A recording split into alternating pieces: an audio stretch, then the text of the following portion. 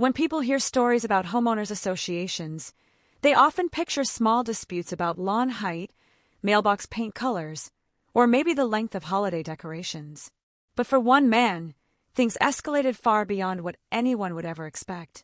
Imagine waking up one morning to discover that the road you had paved, maintained, and paid for was suddenly claimed by a group of people who had no legal right to it.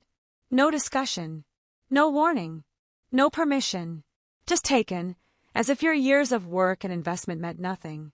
That was exactly what happened here. The HOA didn't ask. They didn't negotiate. They simply decided that his private road belonged to them, and they acted as though it had always been theirs. Now, most people would get angry, maybe file a lawsuit, maybe attend meetings and try to argue it out. But this story doesn't go in that predictable direction. Instead, it takes a turn that left an entire neighborhood in complete shock. Because when the HOA took his road, he didn't fight back with paperwork or debates. He fought back in a way they could never have prepared for. He made sure that every single car belonging to HOA members disappeared. This wasn't vandalism.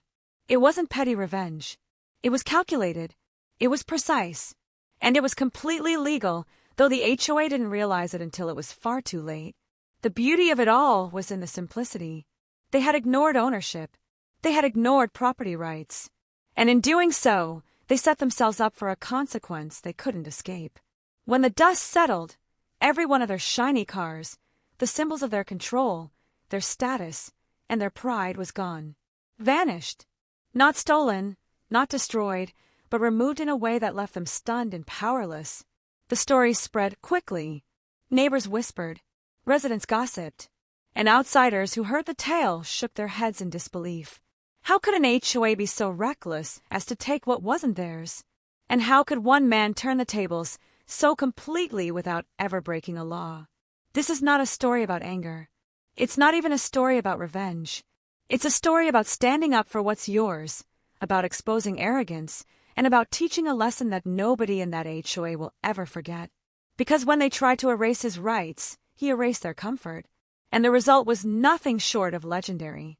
Now, let's go deeper into how it all unfolded, from the moment the HOA claimed the road, to the bold decision that left them scrambling without their vehicles, to the aftermath that made them wish they had never crossed him in the first place.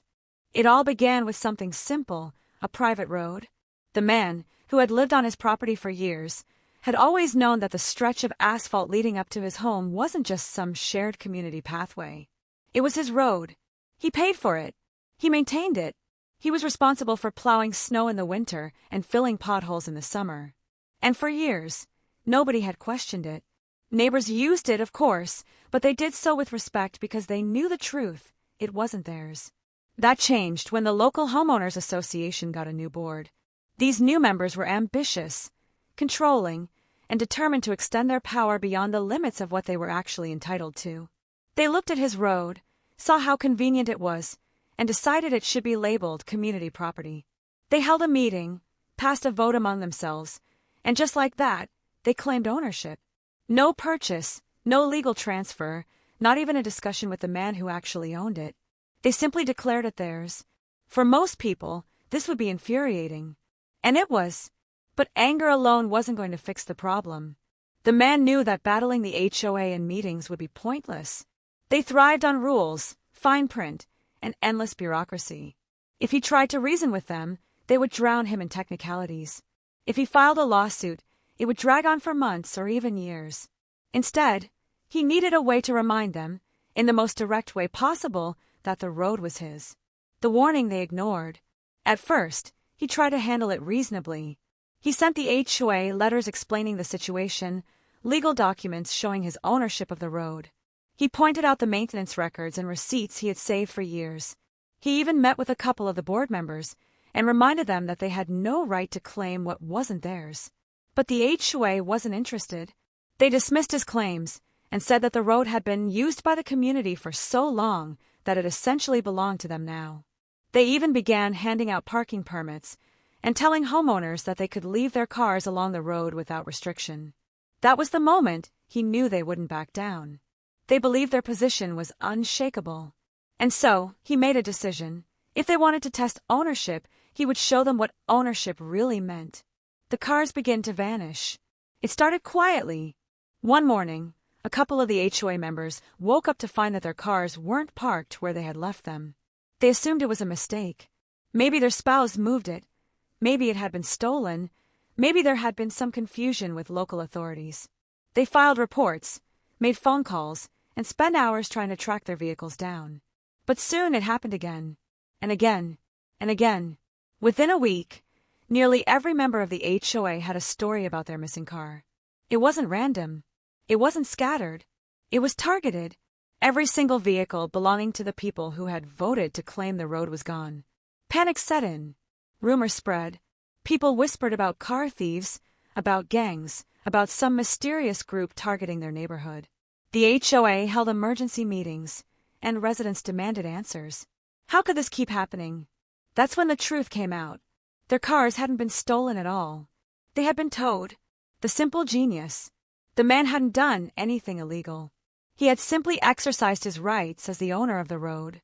Because it was private property, he had full control over who could and could not use it.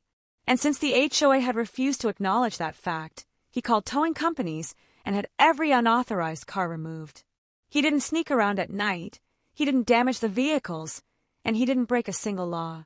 He simply enforced the same rules the HOA claimed to value so much, only this time, it was their cars on the line. It was genius in its simplicity. The HOA couldn't argue theft because the cars weren't stolen. They couldn't argue damage because the cars were intact. And they couldn't argue legality because property rights were crystal clear. The road was his. They had parked without permission, and he had every right to tow them. The fallout. The HOA members were furious. They flooded him with complaints, threats, and demands. They called the police, hoping that law enforcement would side with them.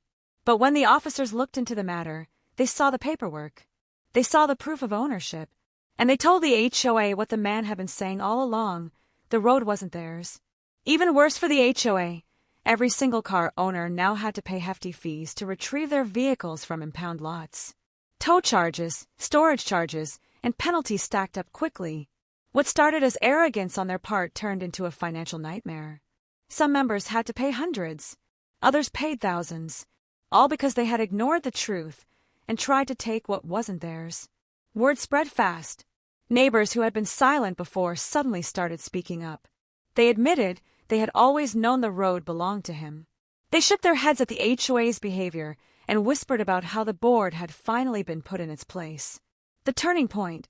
Within weeks, the HOA began to unravel. Members resigned. Others demanded new leadership. Residents who had supported the board suddenly turned against it. And at the center of it all was one man who hadn't raised his voice, hadn't thrown a punch, and hadn't filed a lawsuit. He had simply used the truth to remind them of their place.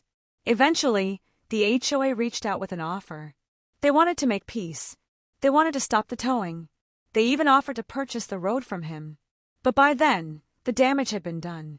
Their reputation was in shambles, their pockets were lighter, and their control was broken.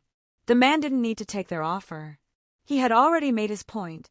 The road was his, and now, there wasn't a single person left in the neighborhood who doubted it. The lesson they never forgot. In the end, this wasn't just about cars or even about a road. It was about respect. It was about the arrogance of people who believed they could take whatever they wanted, and the quiet strength of someone who refused to let them. The HOA learned a lesson they would never forget, and the man gained something far more valuable than a settlement or compensation. He gained peace. Because from that moment forward, nobody parked on his road without permission. Nobody questioned his ownership again. And nobody underestimated just how far he was willing to go to defend what was his. The neighborhood carried the memory of that incident for years. Whenever new residents moved in and asked about the road, the story was told. They learned quickly why nobody left their car there without asking. They heard about the time the entire HOA lost every single one of their vehicles, and how it all happened without a single law being broken. And in a way, that was the greatest victory of all. The HOA had tried to erase his rights, but in the end, it was their power that disappeared, just like their cars.